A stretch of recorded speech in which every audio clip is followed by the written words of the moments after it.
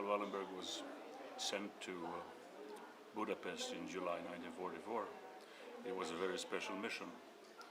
He was sent by the Swedish government on a mission initiated and detailed by the American government. And his sole task was to save as many Jewish lives as possible.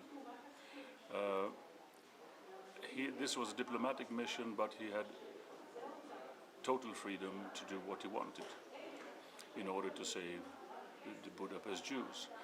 He had a lot of money and had a lot of freedom.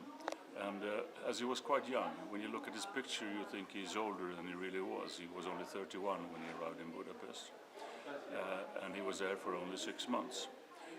One of the things he did was to issue so-called Schutzpasses, the protected passports, which was more or less his own invention. Other embassies and legations had more or less the same kind of papers, protected documents, but Wallenberg's document had carried greater weight because it had a photograph of the holder of the passport, it was signed by the ambassador and so on.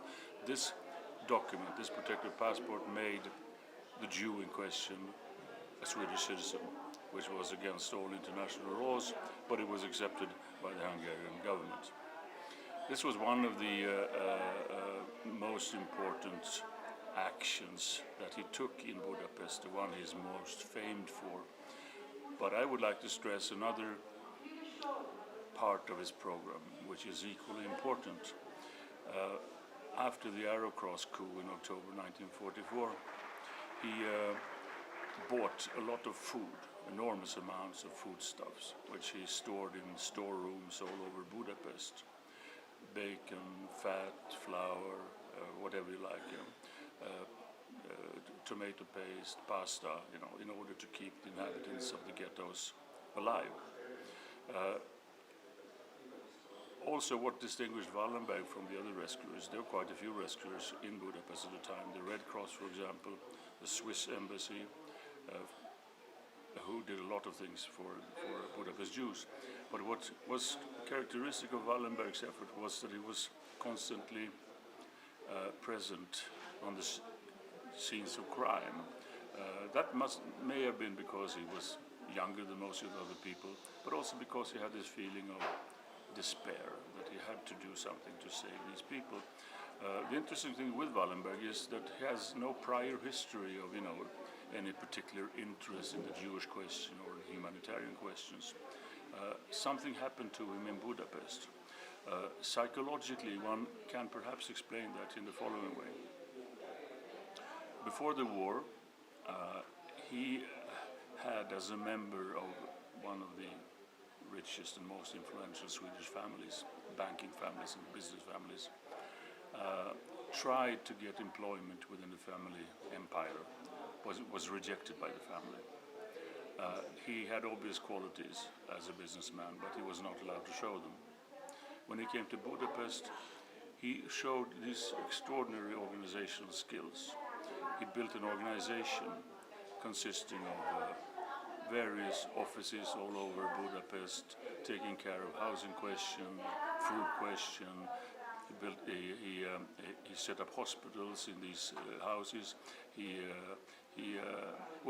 All in all, he proved himself to be an extraordinary negotiator and an extraordinary skillful organizer. And that was probably one of the reasons why he had such a success. I think he impressed the Germans and Hungarian authorities by these skills, by the fact that he was never afraid. He was daring. He took risks that perhaps an older person wouldn't have taken. One of the reasons of his success, I think, is that he was not a professional diplomat.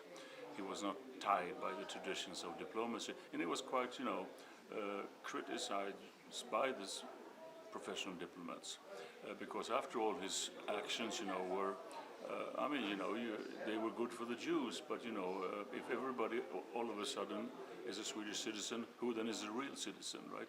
From a diplomatic point of view, the skilled diplomats would say, well, this is a dangerous game, We support the way you try to help Jews, but there are also, may create difficulties for people who are not Jews, but are Swedish citizens.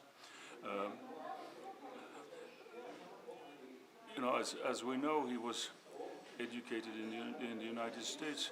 Not only that, he spent 3.5 years in the United States educating himself to become an architect, which is quite interesting.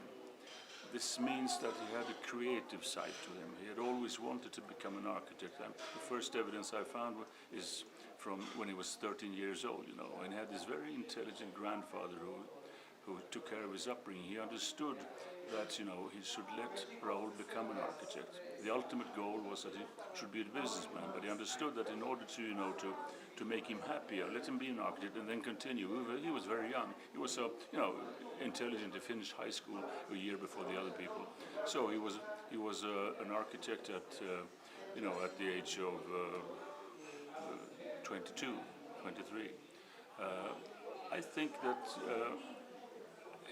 he liked very much the American spirit. He's described as being very American when he was in America. He went hitchhiking. He went through the American states. He hitchhiked all from Michigan to California, and then he went down to Mexico. And he was robbed once by and he seemed to have liked this way of living. And his grandfather actually was much an old man. He said, "Well, that's a good way of traveling, young man, to hitchhike. You'll get to know the country much better than that way."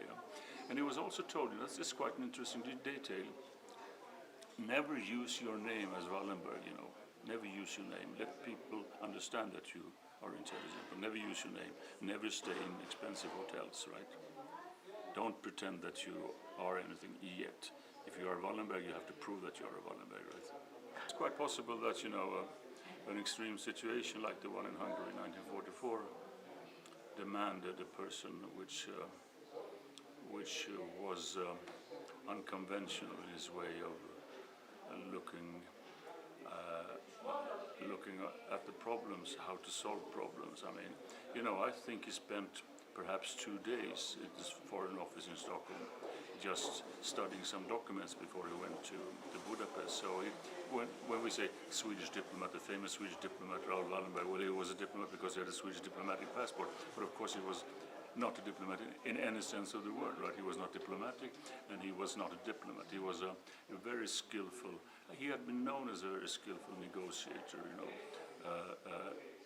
even as a very young man, when he was 22, 23 in South Africa.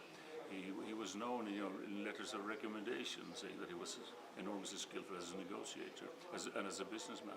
So obviously, here he found a problem that had to be solved, and he did it in a brilliant way.